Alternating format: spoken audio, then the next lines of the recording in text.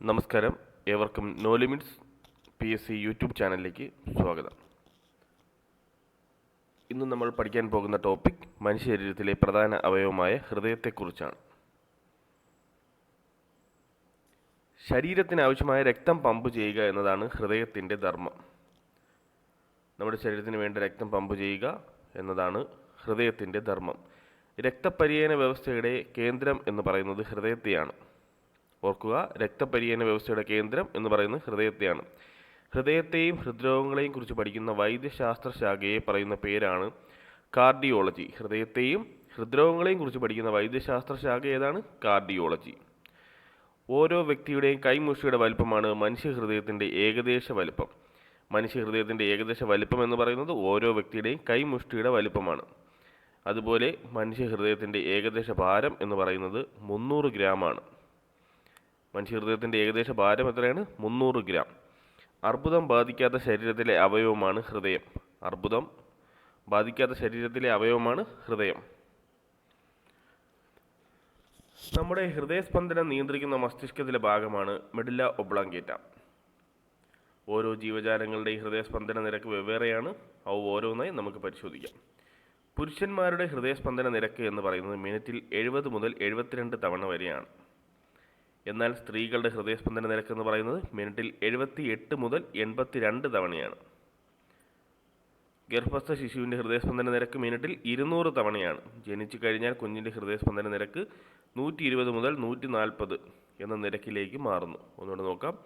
പുരുഷന്മാരുടെ ഹൃദയസ്പന്ദന നിരക്ക് എന്ന് പറയുന്നത് മിനിറ്റിൽ 70 മുതൽ 72 തവണ വരെയാണ്. എന്നാൽ സ്ത്രീകളുടെ ഹൃദയസ്പന്ദന നിരക്ക് എന്ന് പറയുന്നത് മിനിറ്റിൽ 78 മുതൽ 82 തവണയാണ്. ഗർഭസ്ഥ ശിശുവിൻ്റെ ഹൃദയസ്പന്ദന നിരക്ക് മിനിറ്റിൽ 200 തവണയാണ്. ജനിച്ചു കഴിഞ്ഞാൽ കുഞ്ഞിൻ്റെ ഹൃദയസ്പന്ദന നിരക്ക് 120 മുതൽ 140 എന്ന നിരക്കിലേക്ക് മാറുന്നു. ആനയുടെ ഹൃദയസ്പന്ദന നിരക്ക് എന്ന് പറയുന്നത് മിനിറ്റിൽ 25 തവണയാണ്. കരയിൽ ഏറ്റവും കുറവ് ഹൃദയസ്പന്ദന നിരക്കുള്ള ജീവി ആന ആണ്. എന്നാൽ ഏറ്റവും കുറവ് ഹൃദയസ്പന്ദന നിരക്കുള്ള ജീവി നീലത്തിമിംഗലമാണ്. മിനിറ്റിൽ 8 മുതൽ 10 തവണയാണ് നീലത്തിമിംഗലത്തിൻ്റെ ഹൃദയസ്പന്ദന നിരക്ക്. ഏറ്റവും കൂടുതൽ ഹൃദയസ്പന്ദന നിരക്ക് കൂടിയ ജീവി ഷ്രൂ ആണ്. മിനിറ്റിൽ 1500 തവണയാണ് ഷ്രൂവിൻ്റെ ഹൃദയസ്പന്ദന നിരക്ക്. ഒന്നുകൂടി ഓർക്കുക, ആനയുടെ ഹൃദയസ്പന്ദന നിരക്ക് മിനിറ്റിൽ 25 തവണ, നീലത്തിമിംഗലം 8 മുതൽ 10 തവണ, ഏറ്റവും കൂടുതൽ ഷ്രൂ ആണ്. അതിൻ്റെ ഹൃദയസ്പന്ദന നിരക്ക് മിനിറ്റിൽ 1500 തവണ. പോയിൻ്റ് എല്ലാവരും ഓർക്കുക. ഏറ്റവും കൂടുതൽ ഷ്രൂവിനും ഏറ്റവും കുറവ് നീലത്തിമിംഗലവും. ശരാശരി ഹൃദയമിടിപ്പ് 72 ആണെന്നിരിക്കെ ഹൃദയമിടിപ്പ് 100ന് മുകളിൽ പോകുന്ന അവസ്ഥയ്ക്ക് പറയുന്ന പേരാണ് ടാക്കിക്കാർഡിയ. അതുപോലെ തന്നെ ഹൃദയമിടിപ്പ് മിനിറ്റിൽ 60ൽ താഴെ പോകുന്ന അവസ്ഥയ്ക്ക് പറയുന്ന പേരാണ് ബ്രാഡിക്കാർഡിയ.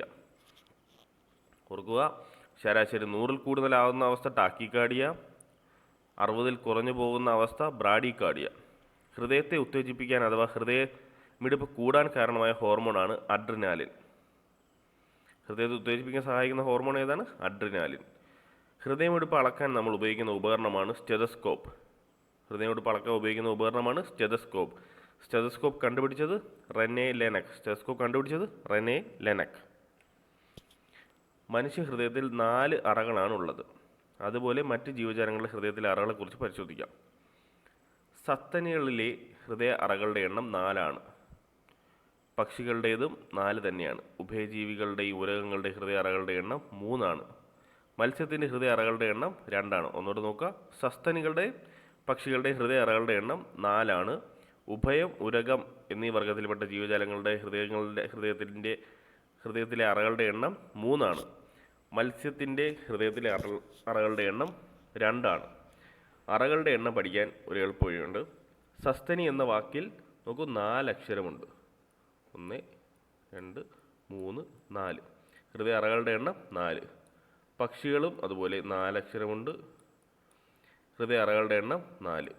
ഉഭയം 3 അക്ഷരം, ഹൃദയ അറകളുടെ എണ്ണം 3.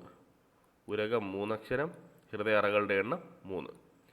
മത്സ്യം മീനെന്ന് വിളിക്കുക, 2 അക്ഷരം, ഹൃദയ അറകളുടെ എണ്ണം 2. ഇങ്ങനെ ഓർത്ത് വെച്ച് പഠിക്കുക. ഇനി പ്രത്യേകം ഓർമ്മിച്ച് വെക്കേണ്ട 2 ജീവികളുടെ ഹൃദയ അറകളുടെ എണ്ണം കൂടിയുണ്ട്. മുതല ഉരകവർഗത്തിൽപ്പെടുന്ന മുതലയുടെ ഹൃദയ അറകളുടെ എണ്ണം 4 ഉരകവർഗത്തിന് സാധാരണ 3, എന്നാൽ മുതലയുടെ ഹൃദയ അറകളുടെ എണ്ണം 4. പാറ്റയുടെ ഹൃദയ അറകളുടെ എണ്ണം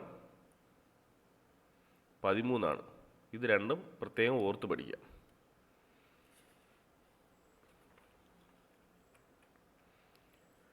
അടുത്ത് നമുക്ക് സിരകളെയും ധമനികളെയും കുറിച്ച് പഠിക്കാം. ശരീരത്തിൻ്റെ വിവിധ ഭാഗങ്ങളിൽ നിന്ന് ഹൃദയത്തിലേക്ക് രക്തം കൊണ്ടുവരുന്ന രക്തക്കുഴലുകളെ വിളിക്കുന്ന പേരാണ് സിരകൾ. നേരെ മറിച്ച് ഹൃദയത്തിൽ നിന്ന് ശരീരത്തിൻ്റെ വിവിധ ഭാഗങ്ങളിലേക്ക് രക്തം എത്തിക്കുന്ന രക്തക്കുഴലുകളെ വിളിക്കുന്ന പേരാണ് ധമനികൾ. ഓർക്കൂ, ശരീരത്തിൻ്റെ വിവിധ ഭാഗങ്ങളിൽ നിന്ന് ഹൃദയത്തിലോട്ട് രക്തം കൊണ്ടുവരുന്നത് സിരകളും ഹൃദയത്തിൽ നിന്ന് രക്തം കൊണ്ടുപോകുന്നത് ധമനികളുമാണ്. ശുദ്ധരക്തം വഹിക്കുന്ന രക്തക്കുഴലുകളെ വിളിക്കുന്ന പേരാണ് ധമനികൾ. നേരെ മറിച്ച് അശുദ്ധ രക്തം വഹിക്കുന്ന രക്തക്കുഴലുകളെ വിളിക്കുന്ന പേരാണ് സിരകൾ. ഓർക്കും, ധമനികൾ വഹിക്കുന്ന രക്തം ശുദ്ധരക്തമാണ്, നേരെ മറിച്ച് അശുദ്ധ രക്തമാണ് സിരകൾ വഹിക്കുന്നത്. ഇനി എന്താണ് ശുദ്ധരക്തവും അശുദ്ധ രക്തവും തമ്മിലുള്ള വ്യത്യാസം എന്ന് നോക്കാം. ഓക്സിജൻ്റെ അളവ് കൂടുതലുള്ള രക്തമാണ് ശുദ്ധരക്തം. രക്തത്തിൽ ഓക്സിജൻ്റെ അളവ് കൂടുതലുള്ള രക്തമാണ് ശുദ്ധരക്തം. കാർബൺ ഡൈ ഓക്സൈഡിൻ്റെ അളവ് കൂടുതലുള്ള രക്തം അശുദ്ധ രക്തവും. സാധാരണ അശുദ്ധ രക്തം വഹിക്കുന്ന രക്തക്കുഴലുകളെ നമ്മൾ സിരകൾ എന്നാണ് വിളിക്കാറുള്ളത്. എന്നാൽ ശുദ്ധരക്തം വഹിക്കുന്ന ഏക സിരയാണ് ശ്വാസകോശ സിര അഥവാ പൾമണറി സിര. സിരകൾ സാധാരണയായി അശുദ്ധ രക്തമാണ് വഹിക്കാറുള്ളത്. എന്നാൽ ശുദ്ധരക്തം വഹിക്കുന്ന ഏക സിരയാണ് പൾമണറി സിര അഥവാ ശ്വാസകോശ സിര. അതുപോലെ തന്നെ അശുദ്ധ രക്തം വഹിക്കുന്ന ഏക ധമനിയാണ് ശ്വാസകോശ ധമനി അഥവാ പൾമണറി ധമനി. അശുദ്ധ രക്തം വഹിക്കുന്ന ഏക ധമനിയാണ് ശ്വാസകോശ ധമനി അഥവാ പൾമണറി ധമനി. ശരീരത്തിൻ്റെ ഒന്നുകൂടെ നോക്കുക, അശുദ്ധ രക്തം സാധാരണ വഹിക്കുന്നത് സിരകളാണ്. എന്നാൽ ശുദ്ധരക്തം വഹിക്കുന്ന ഏക സിര ശ്വാസകോശ സിര അഥവാ പൾമണറി സിര. അതുപോലെ തന്നെ അശുദ്ധ രക്തം വഹിക്കുന്ന ഏക ധമനിയാണ് ശ്വാസകോശ ധമനി അഥവാ പൾമണറി ധമനി. ഇനി അടുത്ത് നോക്കൂ, നേർത്ത ധമനികളെയും സിരകളെയും പറയുന്ന പേരാണ് ലോമികകൾ. നേർത്ത ധമനികളെയും സിരകളെയും പറയുന്ന പേര് ലോമികകൾക്ക്. ലോമികകൾ കണ്ടുപിടിച്ചത് മാർസെല്ലോ മാൽപീജി. ഇനി അടുത്തത് നോക്കൂ, മനുഷ്യ ശരീരത്തിലെ ഏറ്റവും വലിയ രക്തക്കുഴൽ എന്ന് ചോദിച്ചാലും ഏറ്റവും വലിയ ധമനി എന്ന് ചോദിച്ചാലും ഉത്തരം മഹാധമനി അഥവാ അയോർട്ടയാണ്. ഒന്നുകൂടെ നോക്കൂ, മനുഷ്യ ശരീരത്തിലെ ഏറ്റവും വലിയ രക്തക്കുഴൽ എന്ന് ചോദിച്ചാലും വലിയ ധമനി എന്ന് ചോദിച്ചാലും ഉത്തരം മഹാധമനിയാണ്. എന്നാൽ ഏറ്റവും വലിയ സിര എന്ന് ചോദിച്ചാൽ അതോ മഹാസിരയാണ്. ഒന്നുകൂടെ നോക്കൂ, മനുഷ്യ ശരീരത്തിലെ ഏറ്റവും വലിയ രക്തക്കുഴൽ മഹാധമനി, ഏറ്റവും വലിയ ധമനി മഹാധമനി. അതായത് ഏറ്റവും വലിയ രക്തക്കുഴൽ എന്ന് ചോദിച്ചാലും ഏറ്റവും വലിയ ധമനി എന്ന് ചോദിച്ചാലും ഉത്തരം മഹാധമനിയാണ്. മനുഷ്യ ശരീരത്തിലെ ഏറ്റവും വലിയ സിര അതോ മഹാസിരയാണ്.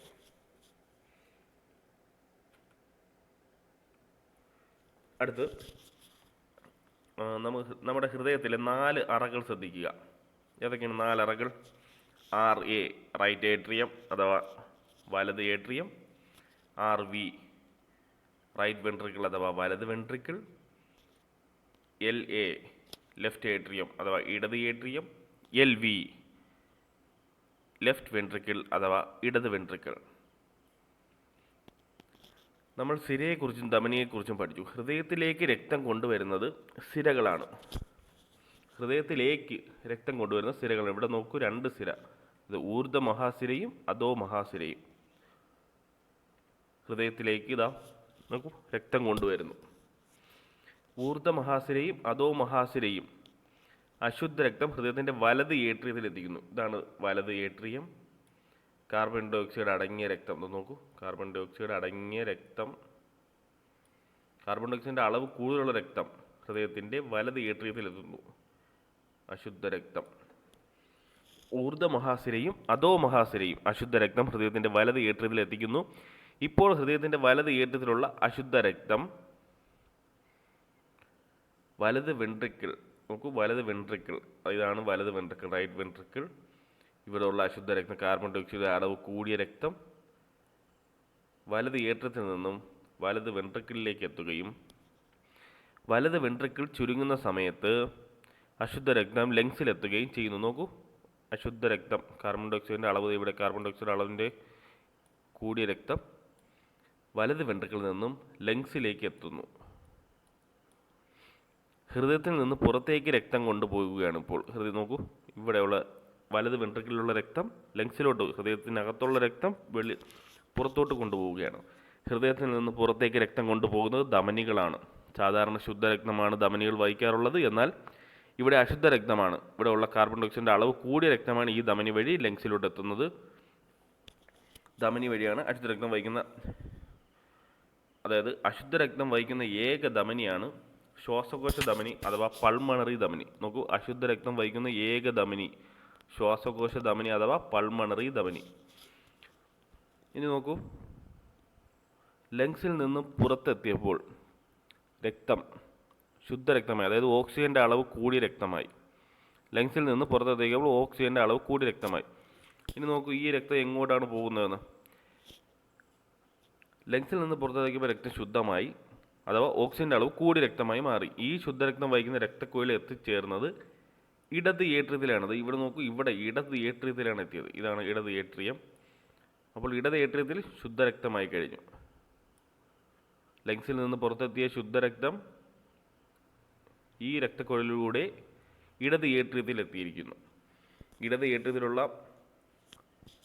ഹൃദയത്തിലേക്ക് രക്തം കൊണ്ടുവരുന്ന കുഴലിനെ നമ്മൾ എന്തോ വിളിക്കുന്നത്? സിര എന്നാണ് വിളിക്കാറ്. ഹൃദയത്തിലേക്ക് രക്തം ഹൃദയത്തിലേക്ക്, ഇത് നോക്കൂ, ഇവിടെ ഹൃദയത്തിലേക്ക് രക്തം കൊണ്ടുവരുന്ന ഒരു രക്തക്കുഴലാണ് ഉള്ളത്. അതിന് നമ്മൾ വിളിക്കാറുള്ളത് സിര എന്നാണ്. സാധാരണ സിരയിൽ കൂടി വരുന്നത് അശുദ്ധ രക്തമാണ്. അത് ഇവിടെ തന്നെ ഊർധ്വ മഹാസിര അധോ മഹാസിര സിരയിൽ കൂടി വരുന്നത് അശുദ്ധ രക്തമാണ് സാധാരണ. എന്നാൽ ഇവിടെ ശുദ്ധരക്തം, ഓക്സിജൻ്റെ അളവ് കൂടിയ രക്തമാണ് ഈ സിരയിൽ കൂടി ഹൃദയത്തിൻ്റെ ഇടതേ ഏട്രിയത്തിലോട്ട് എത്തിയത്. ശുദ്ധരക്തം വഹിക്കുന്ന ഏക സിരയാണ് ശ്വാസകോശ സിര അഥവാ പൾമണറി സിര.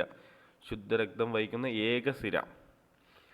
ഇപ്പോൾ നോക്കൂ, ഇടത് ഏട്രിയത്തിൽ ഓക്സിജൻ്റെ അളവ് കൂടിയ രക്തം അഥവാ ശുദ്ധരക്തമായി കഴിഞ്ഞു. ഇടത് ഏട്രിയത്തിലുള്ള ശുദ്ധരക്തം ഇടത് വെൻട്രിക്കിളിലെത്തുകയും ഇടത് വെൻട്രിക്കിൾ ചുരുങ്ങുമ്പോൾ മഹാധമനി വഴി, നോക്കൂ, മഹാധമനി, ഏറ്റവും വലിയ ധമനി അല്ലെങ്കിൽ ഏറ്റവും വലിയ രക്തക്കുഴൽ മഹാധമനി വഴി ശരീരത്തിൻ്റെ വിവിധ ഭാഗങ്ങളിലേക്ക് പോകുന്നു. ഇവിടെ എത്തിയ ഓക്സിജൻ്റെ അളവ് കൂടിയ രക്തം ഇങ്ങോട്ട് വരികയും ഇടത് വെൻട്രിക്കിളിൽ വരികയും ഇടത് വെൻട്രിക്കിൾ ചുരുങ്ങുന്ന സമയത്ത് ഈ രക്തം, ശുദ്ധരക്തം, ശരീരത്തിൻ്റെ വിവിധ ഭാഗങ്ങളിലേക്ക് മഹാധമനി വഴി പോവുകയും ചെയ്യുന്നു. ഇതാണ് ഹൃദയത്തിൻ്റെത്. നല്ലപോലെ പഠിക്കാം. ഇനി ഹൃദയത്തിൽ കാണപ്പെടുന്ന വാൽവുകളെക്കുറിച്ച് പഠിക്കാം.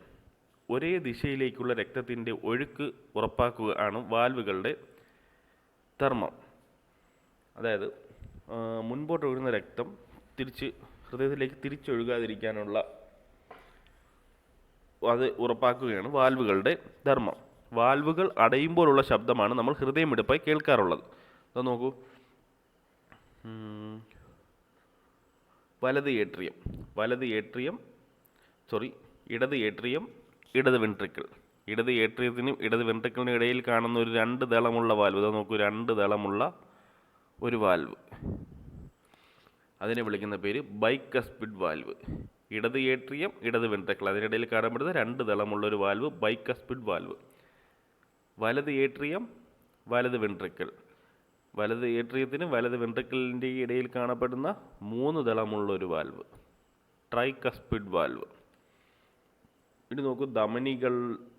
ഹൃദയത്തിലെ രക്തം ധമനികൾ വഴി പുറത്തോട്ട് പോകുമ്പോൾ അവിടെ ഒരു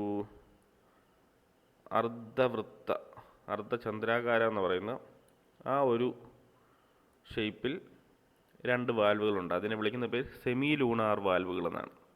നോക്കൂ, സെമി ലൂണാർ വാൽവ്.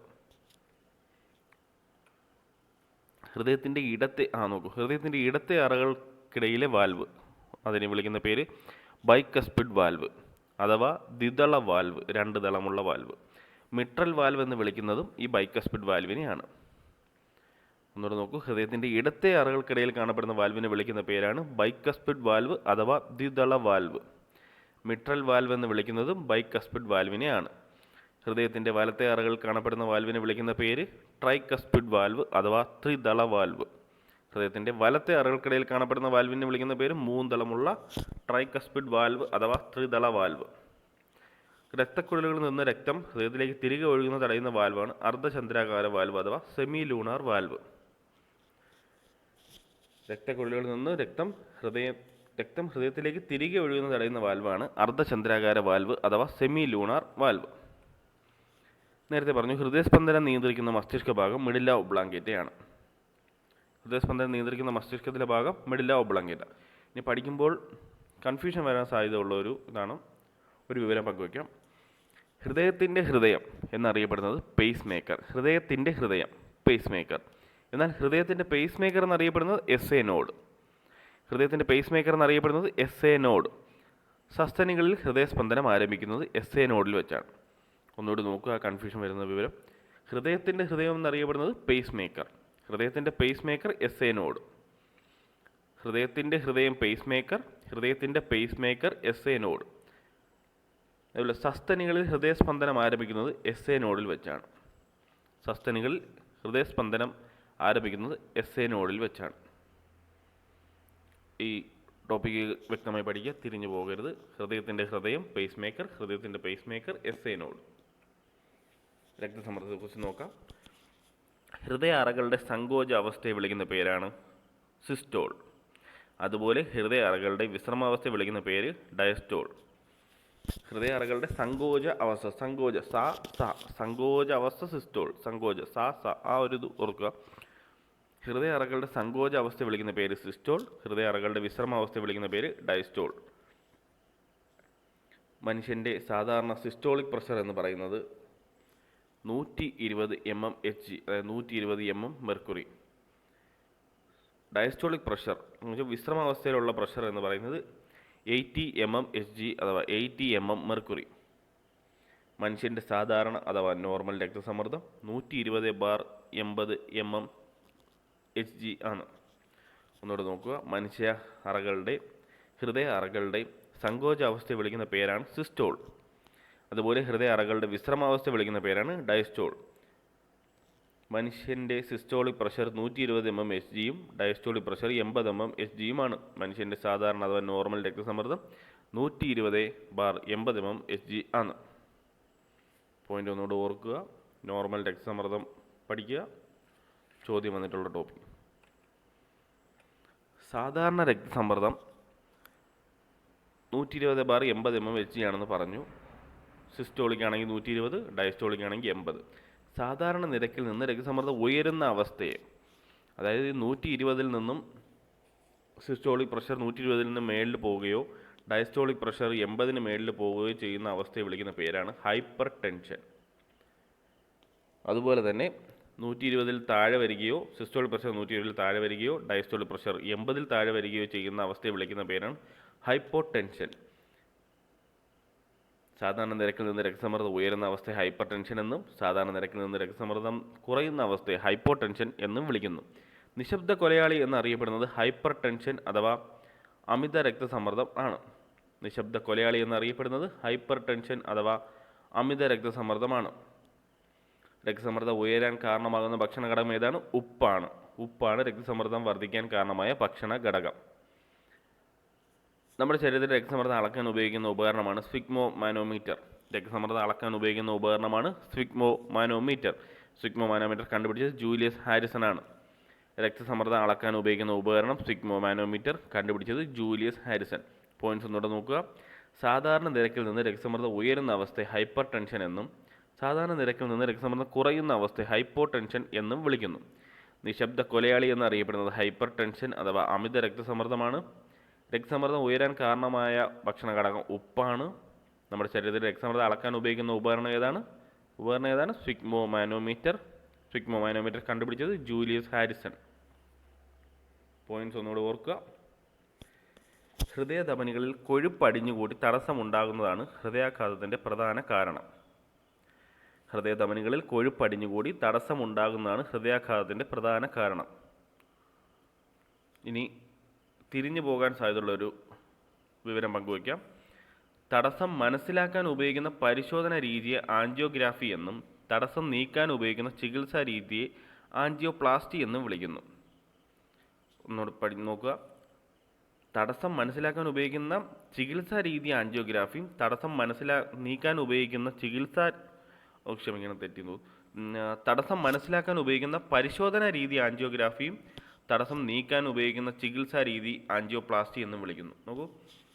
തടസ്സം മനസ്സിലാക്കാൻ ഉപയോഗിക്കുന്ന പരിശോധന രീതി ആൻജിയോഗ്രാഫി, ചികിത്സാ രീതി ആൻജിയോപ്ലാസ്റ്റി. വ്യത്യാസം മനസ്സിലാക്കി പഠിക്കുക. പരിശോധന രീതി ആൻജിയോഗ്രാഫിയും ചികിത്സാ രീതി ആൻജിയോപ്ലാസ്റ്റിയും. ഹൃദയഭിത്തിക്ക് രക്തം നൽകുന്നത് കൊറോണറി ധമനിയാണ്. കൊറോണറി ധമനി മാറ്റിവെക്കുന്ന ശസ്ത്രക്രിയയെ ബൈപ്പാസ് ശസ്ത്രക്രിയ എന്നും അറിയപ്പെടുന്നു. ഹൃദയഭിത്തിക്ക് രക്തം നൽകുന്നത് കൊറോണറി ധമനിയാണ്. കൊറോണറി ധമനി മാറ്റിവെക്കുന്ന ശസ്ത്രക്രിയയെ ബൈപ്പാസ് ശസ്ത്രക്രിയ എന്നും അറിയപ്പെടുന്നു. എന്നോട് പോയിന്റ്സ് നോക്കുക. ഹൃദയധമനികളിൽ കൊഴുപ്പ് അടിഞ്ഞുകൂടി തടസ്സമുണ്ടാകുന്നതാണ് ഹൃദയാഘാതത്തിൻ്റെ പ്രധാന കാരണം. തടസ്സം മനസ്സിലാക്കാൻ ഉപയോഗിക്കുന്ന പരിശോധന രീതി ആൻജിയോഗ്രാഫിയും തടസ്സം നീക്കാൻ ഉപയോഗിക്കുന്ന ചികിത്സാ രീതി ആൻജിയോപ്ലാസ്റ്റി എന്നും വിളിക്കുന്നു. ഹൃദയഭിത്തിക്ക് രക്തം നൽകുന്നത് കൊറോണറി ധമനിയാണ്. കൊറോണറി ധമനി മാറ്റിവെക്കുന്ന ശസ്ത്രക്രിയ ബൈപ്പാസ് ശസ്ത്രക്രിയ എന്നും വിളിക്കുന്നു.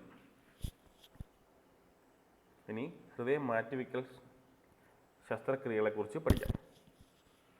ലോകത്തിലാദ്യമായി ഹൃദയം മാറ്റിവെക്കൽ ശസ്ത്രക്രിയ നടന്നത് ദക്ഷിണാഫ്രിക്കയിലെ ഗ്രൂട്ട് ഷൂർ ഹോസ്പിറ്റലിലാണ്. ഹോസ്പിറ്റലിൻ്റെ പേര് ഓർക്കുക.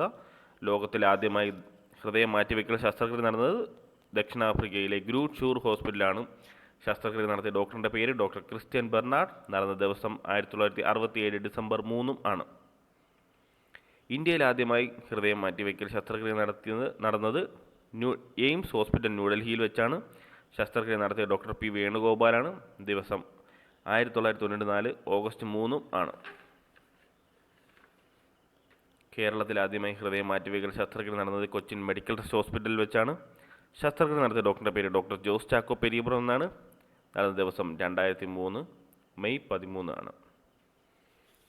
ഹൃദയ മാറ്റിവെക്കൽ ശസ്ത്രക്രിയയെക്കുറിച്ച് ഒന്നുകൂടെ നോക്കുക. ലോകത്തിൽ ആദ്യമായി ഹൃദയ മാറ്റിവെക്കൽ ശസ്ത്രക്രിയ നടത്തിയ ഡോക്ടറിൻ്റെ പേര് ഡോക്ടർ ക്രിസ്ത്യൻ ബെർണാഡ്. ഓർത്ത് പഠിക്കുക. Doctor Christiaan Barnard. നടത്തിയ ഹോസ്പിറ്റലിൻ്റെ പേര് ഗ്രൂട്ട് ഷൂർ ഹോസ്പിറ്റൽ, ദക്ഷിണാഫ്രിക്ക. Groote Schuur hospital. ദിവസം 1967 ഡിസംബർ 3. ഇന്ത്യയിൽ ആദ്യമായി ഹൃദയ മാറ്റിവെക്കൽ ശസ്ത്രക്രിയ നടത്തിയ ഡോക്ടറിൻ്റെ പേര് ഡോക്ടർ പി വേണുഗോപാൽ. ഏത് ഹോസ്പിറ്റലിൽ വെച്ചിട്ടാണ്? AIIMS, all India institute of medical science, ന്യൂഡൽഹിയിൽ വെച്ചാണ്.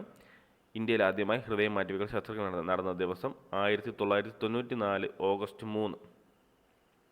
കേരളത്തിൽ ആദ്യമായി ഹൃദയം മാറ്റിവെക്കൽ ശസ്ത്രക്രിയ നടത്തിയ doctor Jose Chacko Periyapuram hospital medical trust hospital Kochi. നടന്ന ദിവസം 2003 മെയ് 13. വേൾഡ് ഹാർട്ട് ഡേ ആയി ആചരിക്കുന്നത് സെപ്റ്റംബർ 29 ലോക ഹൃദയ ദിനമായി ആചരിക്കുന്നത് സെപ്റ്റംബർ 29. ഇത്രയും പോയിന്റ്സാണ് ഹൃദയത്തെക്കുറിച്ച് പ്രധാനമായും പറയാനുള്ളത്.